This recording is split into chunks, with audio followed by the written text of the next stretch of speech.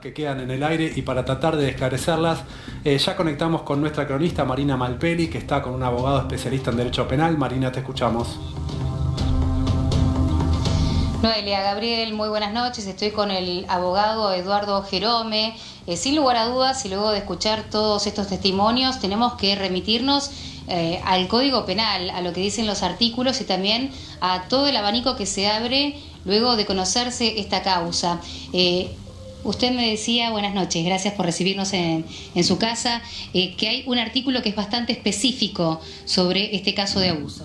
Sí, por supuesto. El Código Penal contiene artículos puntuales que reprimen los delitos. ¿Por qué? Porque lo que no está delimitado y cómo lo está delimitado no es delito. Entonces, acá, el caso de la corrupción de menores o del caso de los abusos de menores está bien determinado.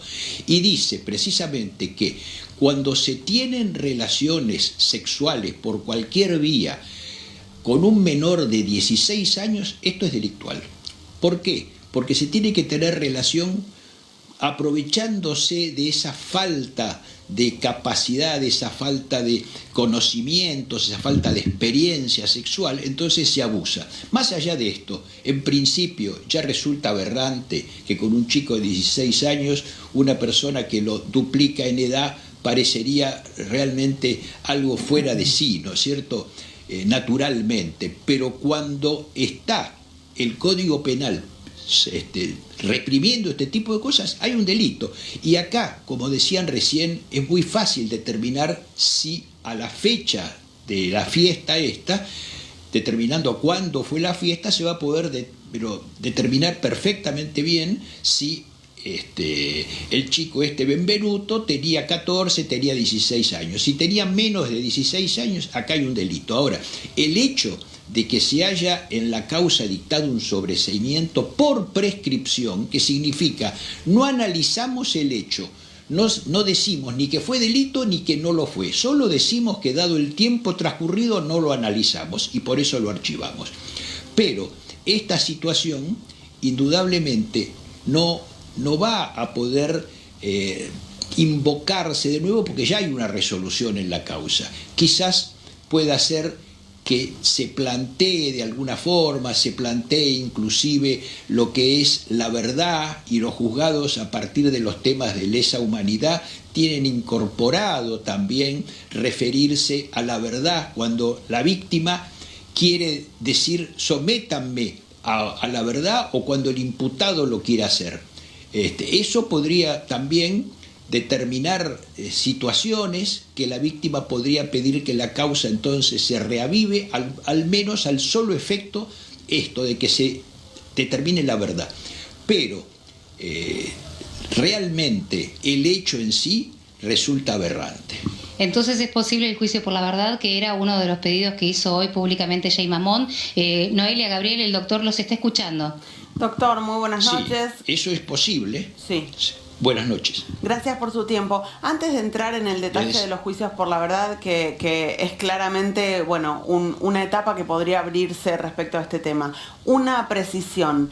Si Lucas efectivamente tenía más de 16 años cuando esta relación comenzó, más allá de que desde una mirada externa a esa relación, claramente una relación entre una persona de 32 años y una persona de 16 años es cuestionable, pero más allá de eso, para el Código Penal, si Lucas tenía 16 años o más, ¿eso constituye delito?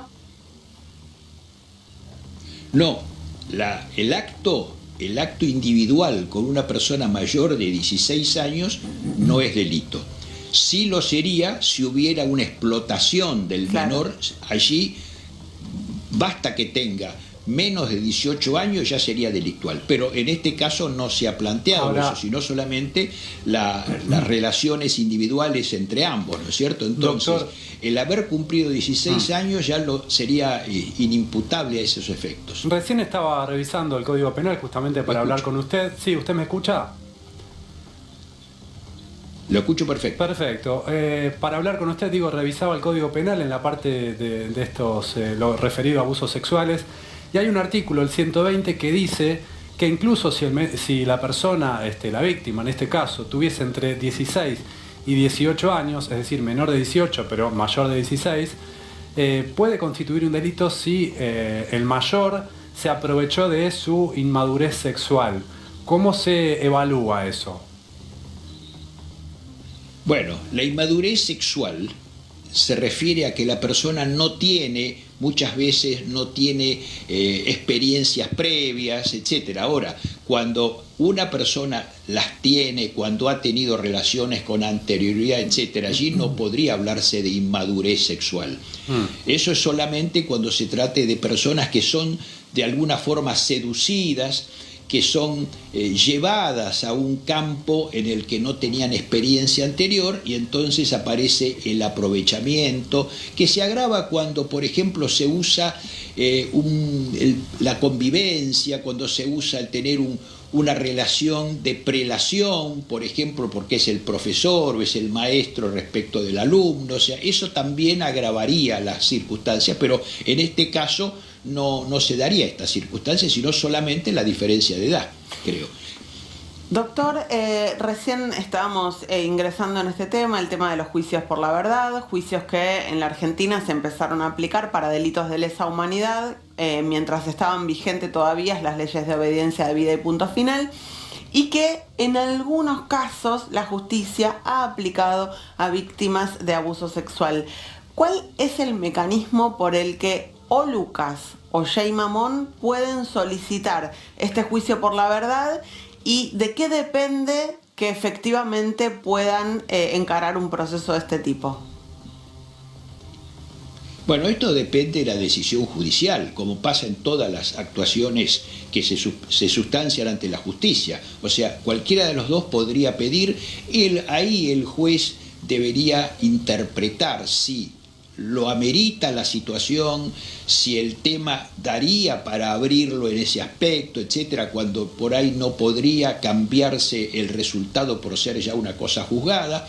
Eso depende absolutamente, para ser claros, de la interpretación y de la decisión de un juez. Se puede plantear y el juez dirá de todas formas. También en el caso de una decisión que no sea favorable para alguno de ellos, el que la plantee, también podrán recurrir a un tribunal superior, ¿no? El recurso de apelación es precisamente pedir que intervenga un tribunal superior, y allí, bueno, quedará plasmado si tienen o no derecho a ese juicio de la verdad. Ahora, doctor, en este caso usted decía, bueno, si es mayor de 16 y tenía experiencias previas, no se puede decir que se aprovecharon de su inmadurez sexual. Si directamente cerraron la causa por prescripción, ¿habrán tenido en cuenta eso? ¿Habrán hecho un breve interrogatorio o quizás una consulta a la víctima para saber si era un caso de aprovechamiento por inmadurez sexual? Porque pareciera que no se investigó nada en este caso. Mire, la experiencia nos indica que cuando en una causa se termina por prescripción, lo primero que se analiza es el tiempo transcurrido. Por lo general no se indaga, no se va al fondo del hecho como debería hacerse en realidad, pero comprobado que han pasado más tiempo del que el código prevé. ¿Cuál es la prescripción de los delitos? Es el plazo máximo de la pena. Si un delito tiene una pena máxima de 6 años, pues ese es el plazo de prescripción. Si tiene de 8 años, ese es el plazo de prescripción. Si fuese violación que tiene 15, en ese caso la prescripción sería a los 15 años. La prescripción, no, porque nunca puede exceder de 12. La prescripción máxima puede ser hasta 12 años. Pasado, aunque tenga penas mucho mayores, siempre a los 12 años el delito queda prescripto. Es una especie de olvido, porque después de pasar mucho tiempo, ¿cuál es la razón de la prescripción? Es que pasado mucho tiempo de la comisión de un delito sin que esa persona hubiera vuelto a delinquir, porque, atención, que si esa persona vuelve a delinquir, ese nuevo hecho interrumpe la prescripción anterior, pero si no lo ha hecho, han pasado 12 años o el tiempo que fuere, la justicia o la ley, mejor dicho, interpreta que no hay razones para volver sobre un tema tan anterior cuando esa persona ya pudo haber cambiado su estilo de vida, pudo haberse resocializado, puede estar en la sociedad siendo un individuo útil. Esta es la razón de la prescripción. Una aclaración, este mecanismo para los delitos de agresión sexual contra menores después fue cambiado por la ley Piazza y ahora los delitos de abuso sexual contra menores no prescriben en esos plazos que son los generales de la ley para el resto de los delitos, sino que prescriben, el tiempo de la prescripción empieza a correr a partir de la denuncia, ¿verdad?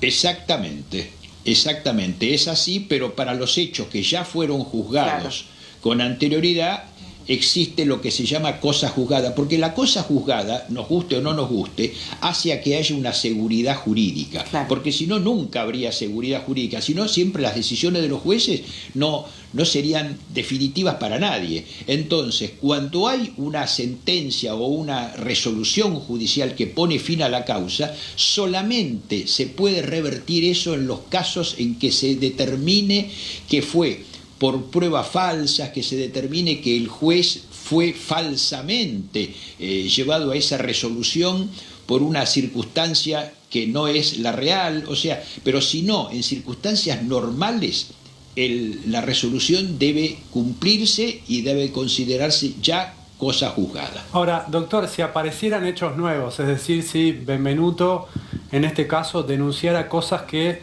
no denunció en su momento, porque, bueno, si tuvieran una relación, como dice Jay Mamón, que duró años, no sé cómo habrá sido específicamente la denuncia de Benvenuto, pero si no tengo mal entendido, lo que se juzga son hechos puntuales. ¿Puede decir Benvenuto, bueno, quiero referirme a hechos a los que no me había referido en la denuncia anterior? ¿Eso puede ser inicio de una nueva causa?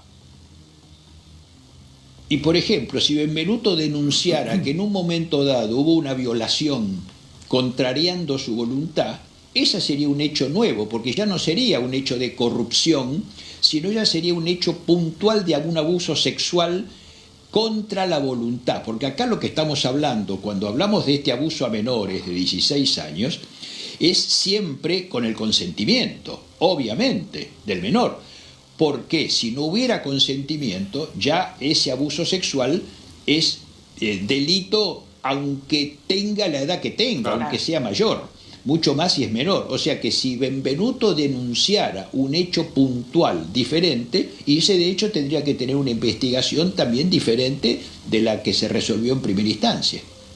¿Qué instancias podemos esperar si la justicia, si el Poder Judicial les concede un juicio por la verdad? ¿Es igual que cualquier otro juicio? ¿Tienen que designar abogados? ¿Hay presentación de pruebas? ¿Cómo es un juicio por la verdad? Y bueno, un juicio en realidad es un juicio por la verdad, es una declaración de verdad. ¿Por qué? Porque el juicio ya fue hecho. Entonces, aquí lo único que atiende es a determinar la verdad, que no tiene una significación jurídica puntual, porque como les dije, ya el hecho fue juzgado.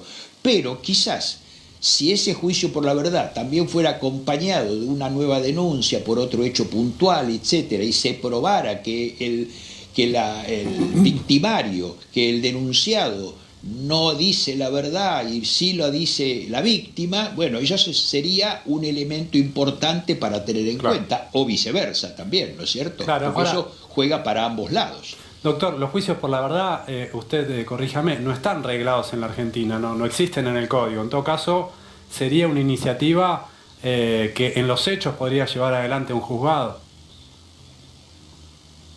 Exactamente, no están juzgados, por eso son creación. Se le llama creación jurisprudencial, significa creación de los jueces.